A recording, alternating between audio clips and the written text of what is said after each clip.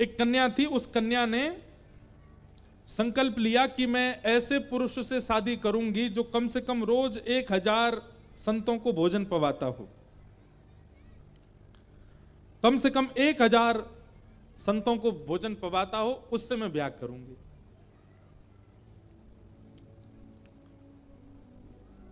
तभी उस नगर में एक सेठ जी रहते थे, मतलब सेठ जी नहीं थे तो वो युवा ही, ब्याह नहीं हुआ था उनका। उनको जब ये बात पता चली तो वो भी बड़े भगवत भक्त थे, उनके मन में भी ये भावना थी कि भाई ऐसी कन्या से मेरा ब्याह हो जो भगवत भक्त हो। तो जब उनको किसी ने जाकर के कहा, बोले देख तेरे अंदर जितनी भक्ति है तुझसे भी ज्यादा भक्ति करने वाली एक कन्या मिली हमको। तो जिस रिश्तेदार ने आके बताया, उसने कौन है, क्या नाम है उनका? बोले नाम तो मुझे नहीं पता पर उसका संकल्प सुन ले। बोले क्या? उसने संकल्प लिया है कि मैं ऐसे पुरुष से ब्याह करूंगी जो प्रतिदिन 1000 संतों को भोजन करावे। तो वो जो व्यक्ति थे उनके मन में आ गया कि नहीं, मैं उस कन्या से ब्याह करूंगा, मैं वचन दे के ब्याह करूंगा कि मैं रोज 1000 संतों को भोजन पवाऊंगा। हरपाल जी नाम था उनका।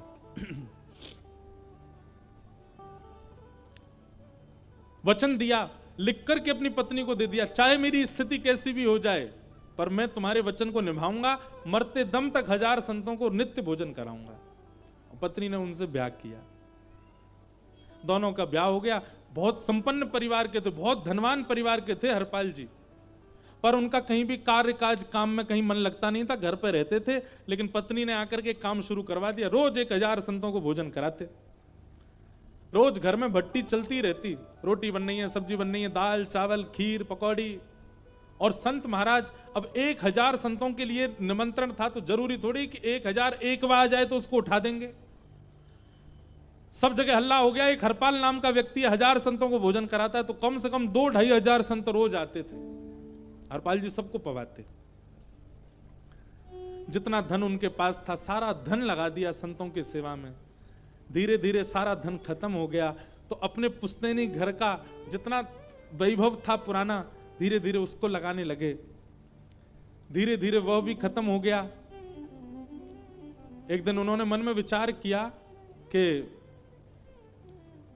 संतों की सेवा नहीं रुकनी चाहिए। अपना घर बेच दिया, किराए पर चले गए, और उस घर से जितना पैसा मिला देवी से बोले, अब तो देवी देखो कम से कम 5 साल हमको कहीं कुछ नहीं करा, 5 साल तक खूब सेवा होगी, इतना पैसा आ गया। खूब सेवा की, 5 साल तो बड़े आनंद में निकल गए, लेकिन 5 साल बाद वो पैसा भी खत्म होने लगा। तो हरपाल जी बोले अब कैसे सेवा करें? पत्नी को वचन दिया था, जबकि अभी तक करीब 20-25 वर्ष हो चुके उनको सेवा करते करते। लेकिन बंधुओं देखिए, सेवा और भगवत नियम ये कोई संसारी क्रिया नहीं है कि आपका 5-6 दिन में मन भर जाए उससे। संसार की जो स्थिति होती है ना उसमें मन भर जाता है, पर भगवत क्रियाएं जो होती है ना उसमें हर दिन नवीन लगता है। हमको कथा करते करते 9 वर्ष हो गए, पर हमको हर कथा में एक नवीनता हमें ही प्राप्त होती है। हर कथा में खुद को कुछ नया सा पाते हैं। अगर हमारा उद्देश्य कुछ और होता ना कथा का, तो निश्चित हम इससे भी ऊब गए होते रोज कर करके, लेकिन नहीं, हर दिन कुछ नया मिलता है। भक्ति वही ये एक पैरामीटर है नापने का कि अगर आप अपने भजन से, अपने साधन से, अपने गुरु से, अपने नियम से यदि ऊब रहे हो तो इसका मतलब आपने शुद्ध किया नहीं था। शुद्ध यदि होगा भाव तो आप कभी ऊबोगे नहीं, नित्य प्रति नवीन भाव उत्पन्न होगा। गुरु जी को जितनी बार देखोगे नए दिखेंगे, कथा जितनी बार सुनोगे नई लगेगी, नाम जब जितनी बार करोगे पहले से ज्यादा उत्साह होगा। हरपाल जी का यही था, 25 वर्ष हो गए सेवा करते करते, सब लुटा दिया, लेकिन अभी भी संत सेवा करने में उनको आलस नहीं आता। हरपाल जी बोले अब क्या करें, तो उधार मांगने लगे। घर घर जाते और उनसे उधार ले लेते, बोले हम चुका देंगे, आप हमें दे दो। हरपाल जी का अच्छा स्वभाव था, सब ने खूब उधार दिया, उससे भी 1-2 साल की सेवा हो गई। लेकिन अब महाराज उन्होंने उधार लौटाया ही नहीं, क्योंकि करते कुछ थे ही नहीं। तो लोगों ने उधार देना बंद कर दिया, बल्कि मंगता और आने लगे उनके पास, हमारा पैसा कब लौटा रहे हो? हरपाल जी सोचने लगे क्या करूं। व्यक्ति जब एक संकल्प धारण करता है ना, तो कुछ समय बाद ठाकुर जी बड़ी कठिन परीक्षा लेते हैं कि ये संकल्प टूटे। एक बात याद रखिएगा, आपने कोई व्रत नियम संकल्प धारण किया है और कुछ समय बाद बड़ी कठिनाई आ रही है उस नियम संकल्प व्रत को करने में, तो यही समझ लेना ये कठिनाई कोई और नहीं, ठाकुर जी ही दे रहे हैं, देखने परखने के लिए कि हमारे हमारे हमारे अंदर दृढ़ता है कि नहीं। हरपाल जी सोचने लगे क्या करूं, तो हरपाल जी ने एक दिन रात में सोते सोते विचार किया अब और कोई तरीका तो बचा नहीं है, चोरी करने लगे। घरों में जाते और घरों में जाके धन नहीं चुराते, घरों में जाके रसोई में जाके राशन चुराते, दाल चावल चीनी आटा ये सब चुरा लाते लोगों के घरों से, और उनके घरों में जाकर के सब सामग्री निकाल के लाने लगे। संत सेवा नहीं रुके। एक दिन एक संत ने उनको कहा, बोले हरपाल जी हमको पता लगा है कि आप चोरी वोरी करते हो और धनवन नहीं चुराते हो, लेकिन आप रसोई घर की सामग्री चुरा लेते हो। बोले भगवान क्षमा करना कान पकड़ के, पर मैं क्या करूं, संत सेवा रुकनी नहीं चाहिए। तो उन संत ने आज्ञा कर दी, बोले काम करो सबके घर का राशन मत चुराया करो, उनके घर का चुराया करो जिनके घर पर ठाकुर जी का भोग नहीं लगता। बोले हाँ ये बात ठीक है। बोले क्योंकि अभी तुम उनके घर का भी चुरा लाते हो जिनके घर ठाकुर जी बैठे हैं, अब उनके घर का राशन लिया तो बेचारे ठाकुर जी क्या पाएंगे। हरपाल जी बोले नहीं ये बात तो ठीक है, अब मैं उन लोगों के घर से राशन चुराऊंगा जिनके घर ठाकुर जी की सेवा नहीं होती, संत सेवा नहीं होती, जो तीर्थ नहीं जाते, भगवान नाम नहीं बोलते। नास्तिकों के घर से अन्न चुराते और ला करके भोग लगा देते, ठाकुर सब संतों को पवा देते। भगवान एक दिन वैकुंठ में बैठे बैठे हरपाल जी को देख रहे थे और देखते देखते ठाकुर जी बोले रुक्मणी जी देखो ना ये कितना प्रिय भक्त है, संत सेवा रुक ना जाए उसके लिए चोरी तक करने लगा है, सब लुटा दिया है अपना। रुक्मणी जी बोले हाँ वैष्णव तो है, ठाकुर जी इस पर थोड़ी कृपा कर दो ना। बोले हमारा बहुत मन हो रहा है इस पर कृपा कर दें। बोले कैसे कृपा करोगे। ठाकुर जी बोले रुको अभी आते हैं। भगवान गए और महाराज ऐसी लंबी सी मूछ लगा करके बढ़िया सुंदर पाग पहन करके, गले में खूब सारे आभूषण पहन के, हाथ में कड़ूला पहन के, खूब सारी अंगूठियां लेकर के और पैरों में सोने की जूती, हाथ में सोने की बेंत लेकर के एक बढ़िया मालदार सेठ बन करके आए। रुक्मणी जी बोली क्या कर रहे हो। बोले हरपाल रात्रि में तो लोगों के घर से अन्न चुराता है और सुबह राह चलते हुए धनवान लोगों को लूट लेता है। हम जा रहे हैं इसके राह के राहगिरी बनके और अपने धन धान्य से इसको इतना आकर्षित कर लेंगे कि हमको ही लूटेगा, और जब खुद को लुटवा देंगे ना इसको तब हमको चैन पड़ेगा, हाँ अब हमको आनंद आया। और इतना धन दे करके आएंगे कि हरपाल जब तक जीवित रहेगा तब तक संत सेवा बंद नहीं होगी। रुक्मणी जी बोली आपका भाव बहुत सुंदर है, हम भी तो इतना धन आवे कि उसका धन कभी खत्म ही नहीं हो। तो रुक्मणी जी ने अक्षय अक्षय मणियां पहनी, जो कभी जिनका मूल्य, जिनसे मिलने वाला रुपया कभी खत्म ही नहीं होता, ऐसी ऐसी मणियां पहनी, साक्षात लक्ष्मी है। हरपाल जी खड़े थे और आज संत सेवा की कोई व्यवस्था नहीं बनी, रात में कहीं से लेके भी नहीं आ पाए और सुबह से संतों का जमावड़ा लगा है घर के बाहर। हरपाल जी सोच रहे हैं कोई बढ़िया मालदार मिल जाए उसको लूट के ले जाएं, संतों की सेवा तो भी बन जाए। इतने में ही महाराज अदब की चाल चलते हुए, भ्रगुटी ऊपर उठाए हुए, एक अभिमानी व्यक्ति की तरह छड़ी पटकते हुए श्री ठाकुर जी सामने आ गए। हरपाल जी की जैसी दृष्टि पड़ी, कमल नेत्र हैं पर वृद्ध सा शरीर है और भौएं अपनी चढ़ा रखी हैं, झन झन झन झन करके सारे अंग के आभूषण बज रहे हैं, बढ़िया सुंदर पाग पहनी, सोने की जूतियां। हरपाल जी ने जैसे ही देखा, हे ठाकुर जी, हे विधाता, आपकी बड़ी कृपा, आज तो ऐसा मालदार भेजा है कि इसको लूट लूंगा तो जीवन भर कहीं से मांगना ही नहीं पड़ेगा। इतने में ही पीछे से आती लक्ष्मी दिखाई, सेठानी जी दिखाई दी। तो हरपाल जी बोला ओहो, आपने तो ठाकुर जी केवल मेरे अंत तक की व्यवस्था नहीं, मेरे आगे की पुश्तें भी पवा सकेंगी, इतना धन भेजा है, आज तो दोनों को लूट ले जाऊंगा आज। ठाकुर जी ने आके बोली ए भैया सुनो।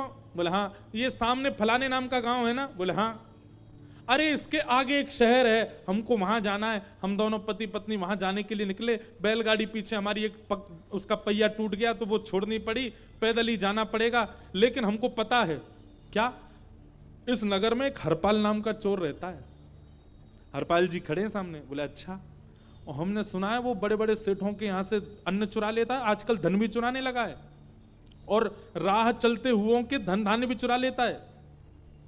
लेकिन आप तो शक्ल से बड़े भोले लगते हो, आप तो जानते होंगे उस हरपाल को। हरपाल जी बोले हाँ बहुत अच्छे से जानता हूं मैं। बोले आपको हम कुछ मुद्राएं दे देंगे, कुछ धन दे देंगे, आप हमको कैसे भी सही सलामत इस नगर से निकाल के ले जाओ। हरपाल जी बोले आप बिल्कुल सही जगह आए हो मेरे पास, मैं यहां इसलिए खड़ा रहता हूं, जो भी हरपाल से डरते हैं उनको बचा के ले जाता हूं। भगवान बोले तो क्या करना है? बोले इस नगर के बाहर बाहर जंगल का रास्ता है, वहां हरपाल नहीं जाता, मैं आपको वहां से ले जा करके और आप जिस जगह जाना चाहते हैं वहां आपको छोड़ दूंगा। ठाकुर जी बड़े खुश हो गए। सेठानी जी देखो बहुत बढ़िया भला आदमी मिला है, और भैया इसको हम कुछ धन धान दे देंगे। तो हरपाल जी बोले लेकिन एक शर्त है, धन पहले दे दो। क्यों? बोले क्योंकि हमारी पत्नी जो है वो घर पे संत सेवा करने के लिए बैठी है, कोई व्यवस्था नहीं है, आप धन दे देंगे तो मैं व्यवस्था पहले घर की कराऊं फिर आपको छोड़ाऊंगा। भगवान ने 1-2-4 मुद्रा दे दी, व्यवस्था करके हरपाल जी दिया है, और पत्नी से कह के बोले बस आज और पवा दो संतों को, अब ऐसी व्यवस्था मिली है कि हम क्या, हमारे आगामी 5 पीढ़ियां तक भी किसी को जरूरत ही नहीं पड़ेगी, संत सेवा होती रहेगी, इतना धन मिलने वाला है आज। हरपाल जी निकले, ठाकुर जी खड़े थे प्रतीक्षा में। हरपाल जी आइए आइए सेठ जी, मेरे पीछे पीछे चलते चलो। और महाराज चलते चलते, सब इधर देखो, चलते चलते चलते चलते जैसे ही विहंगम जंगल में पहुंचे, भीषण जंगल, भयावह जंगल, महाराज सूरज की किरण भी नहीं पड़ रही थी पृथ्वी पर, दूर दूर तक आवाज भी जाने वाली नहीं थी। वहां जैसे ही पहुंचे, तुरंत हरपाल ने अपने सिर की पगड़ी उतारी और पूरा गमछा फैला दिया सामने, अपना बेंत पटकने लगा। खबरदार खड़े हो जाओ दोनों मेरे सामने। सेठ सेठानी बोले क्या हुआ भैया, सज्जन आदमी क्या हुआ? हंस करके बोले मैं ही हरपाल हूं, आप दोनों फंस गए। अब चलो, अपने सिर से लेकर के पैर तक जितने आभूषण पहने उतार उतार के सब धरते जाओ। रुक्मणी जी ने ठाकुर जी को देखा, ठाकुर जी खड़खड़ कांप रहे थे, हाथ कांप रहे हैं, पैर कांप रहे हैं, और धीमे धीमे सब उतार रहे हैं। रुक्मणी जी धीरे से बोली, हिरण्यकश्यप के आगे नहीं कांपे थे, रावण के आगे आपकी कंपन नहीं छूटा था, ये हरपाल के आगे इतना क्यों कांप रहे हो? ठाकुर जी कह रहे हैं भक्त है, भक्त से तो मुझे डर लगता है, वैष्णवों से ही प्रेम है, वैष्णवों से ही भय है, वैष्णवों से ही सब कुछ है मेरा। अहम भक्त पराधीन, मेरा भक्त जब रोष करता है तो जिस रोष से पूरा विश्व कांपता है, ऐसे रावण कुंभकर्ण आदियों के रोष से मैं नहीं डरता, पर मुझसे प्रेम करने वाला भक्त जब रोष करता है तो मुझे डर लगता है, मैं भयभीत हो जाता हूं।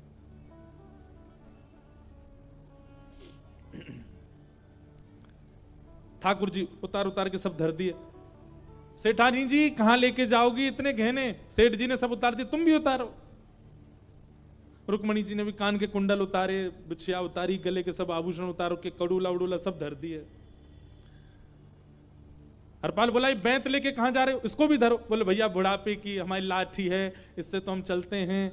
बोले लाठी चाहिए तो लो, लकड़ी की लो, सोने की लाठी लेकर गुजार, इससे कम से कम नहीं तो 10 दिन तक संत भोजन करेंगे, तो धरो इसको नीचे। ठाकुर जी की लाठी ले ली। भैया अब तो हमको छोड़ दो। भगवान ने जैसे हाथ जोड़े तो इकन्नी उंगली में एक अंगूठी पहनी थी भगवान ने, और उसमें बहुत सुंदर एक हीरा चमक रहा था। हरपाल जी बोले ये कहां लेके जा रहे हो? बोले भैया ये तो हमारी बचपन की है, ये अब उंगली से निकलती ही नहीं है, देखो हमने खूब प्रयास किया, ये आज तक निकली नहीं। सेठानी तुम बताओ। बोले हाँ मैंने भी खूब प्रयास किया, ये निकलती नहीं है, इसको कैसे दे दें? ये तो छोड़ दो। बोले अरे ऐसे कैसे छोड़ दें? इस एक अंगूठी से कम 2 साल तक संत भोजन करेंगे। मतलब हरपाल की दृष्टि में वो धन नहीं है, हरपाल की दृष्टि में वो वैभव नहीं है, हरपाल की दृष्टि में वो संत सेवा है। आप लोग मत करना कहीं ऐसा। बदायूं के रास्ता में खड़े हो गए रात 12 बजे, बिसौली से आने जाने वाले सब करोड़पति लुट गए। क्यों? महाराज जी कथा में सुना गए थे, और उससे क्या किया, अगले दिन रामलीला मैदान में संत भोज करा दिया। ऐसा आप मत करना, ये आपके लिए नहीं है। ये भैया हरपाल जैसे स्वभाव, उनका स्वभाव ही वैसा था।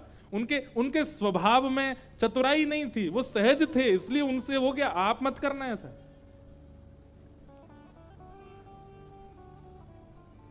हरपाल जी बोले ये उंगली उतारो, इससे तो 2 साल तक भोजन होगा संतों का। भगवान बोले ये अंगूठी नहीं उतरेगी। सेठानी बोली मैंने भी बहुत प्रयास किया, ये अंगूठी नहीं निकलती है। हरपाल जी बोले निकलेगी कैसे नहीं, खूब प्रयास किया, जब नहीं निकली तो हरपाल जी ने पकड़ के बोला रुको, इसको उंगली को ही काट देता हूं, उंगली काट दूंगा तो ये निकल आएगी बाहर। जैसे ही उंगली काटने के लिए उन्होंने गरसा उठाया, इतने में शंख चक्र गदा पद्मधारी ठाकुर जी साक्षात प्रकट हो गए। अरे भैया रुक जा रुक जा रुक जा, हाथ उंगली मत काटे भैया, हम आए तेरे द्वार पर। जैसे ही देखा चतुर्भुज रूप में भगवान खड़े हैं, और इतने में ही वो सेठानी जी साक्षात लक्ष्मी के रूप में खड़ी हो गई। हरपाल जी थोड़ी देर तो देखते रहे, अपने ऊपर भरोसा ही नहीं हुआ कि ठाकुर जी आ गए, और तभी बेसुध होकर के वहीं गिर गए। भगवान ने जाकर के गोद में उठाया, हरपाल होश में आओ। हरपाल क्या हुआ? हरपाल जी होश में आए, बहुत रोए, चरणों से लिपट लिपट के रोए।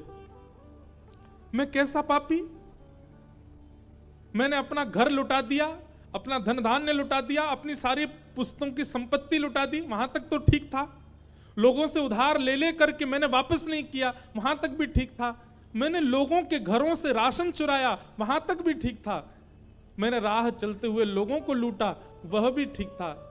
परंतु जिनकी आराधना करते हैं हजारों संत और आकर के मेरे यहां प्रसाद पाते हैं, ऐसे हजारों संतों के आराध्य ठाकुर जी को आज लूट लिया मैंने। नरक में भी मेरे लिए स्थान नहीं होगा। मैंने बहुत बड़ा अपराध किया, बहुत बड़ा पाप किया, बहुत बड़ा दोष हो गया मुझसे। नाथ मुझे क्षमा कर दो, और आप मुझे क्षमा मत कीजिएगा, मुझे तो नरक ही डाल दीजिएगा। आज जो मैंने कृत्य किया है इसकी तो मुझे कभी अपेक्षा नहीं थी। जिन ठाकुर जी पर सब न्योछावर किया जाता है, वो ठाकुर जी आज मुझ पर सब न्योछावर कर रहे हैं। मेरे आगे वो भी थर थर कांप के सब दे रहे हैं। मैं आपकी उंगली काटने तक मजबूर हो गया। मैं महापापी हूं नाथ। भगवान ने हृदय से लगा लिया हरपाल को। अब बोले हरपाल, तुमने जितना भी धन धान्य आदि लिया, इससे अपना घर नहीं बनाया, अपने लिए वस्त्र नहीं खरीदे, अपनी पत्नी के लिए व्यवस्था नहीं की। अरे मुझे तो यह भी याद है कि तुम संतों को प्रसाद पवा देते थे, 5-5 दिन तक स्वयं भूखे रहे हो। तुम्हारी करनी के पीछे उद्देश्य संत सेवा थी, अपना पोषण नहीं था। और शास्त्र आज्ञा करते हैं हरपाल, यज्ञ चाहे कोई कहे करे, कथा चाहे कोई करे, पर फल उसी को मिलता है जिसका धन लगा होता है। भले ही संतों को भोजन तुमने कराया, पर तुमने धन और राशन उन लोगों का लगाया जो कभी सेवा नहीं करते थे। अरे तुम्हारी वजह से कितने सेठों को फल मिला है, कितने सेठों को पुण्य मिला है। इसलिए तुम्हारी सेवा पाप नहीं है। और अब मैंने तुम्हें इतना धन दे दिया है कि तुम क्या, तुम्हारी 21 पीढ़ियों तक भी ये संत सेवा नहीं रुकेगी, चलती रहेगी। हरपाल जी भगवान के आगे नतमस्तक हो गए।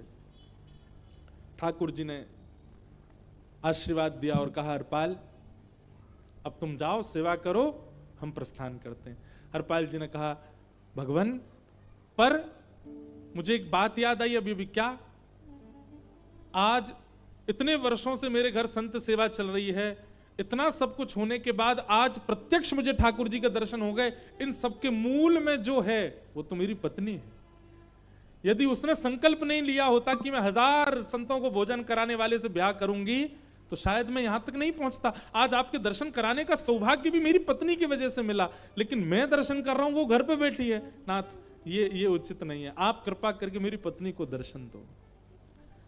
भगवान बोले ठीक है। रुक्मणी और ठाकुर जी दोनों छोटे छोटे बालक बन गए, एक कन्या और एक बालक छोटे से लाला, और दोनों गोदी में बैठ गए हरपाल जी की। क्यों?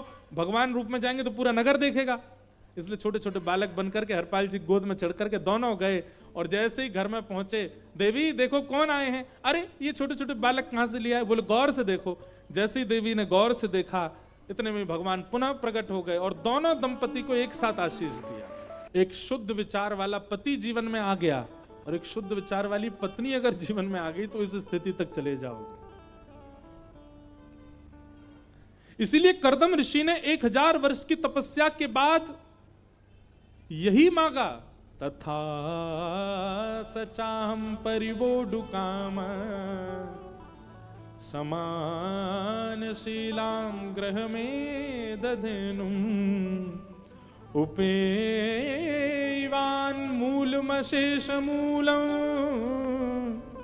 दुराशय काम दुदांग्रिपस्य।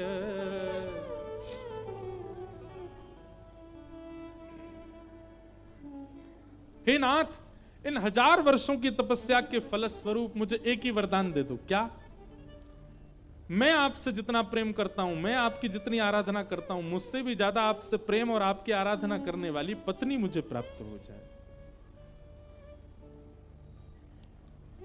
हम तो हर कथा में कहते हैं जिनके ब्याह नहीं हुए भैया, जो जो यहां बैठे हो, लग जाओ आज से ही माला फेरने। ठाकुर जी से यही मांगो, बोले कि आपका भजन करने वाला पति मिले, आपसे प्रेम करने वाली पत्नी मिले। बाकी सारे गुण तो उसके अंदर आ ही जाएंगे, पर भगवत प्रीति यह गुण सबके भीतर नहीं आ पाता। यह तो भगवत कृपा से ही आता है।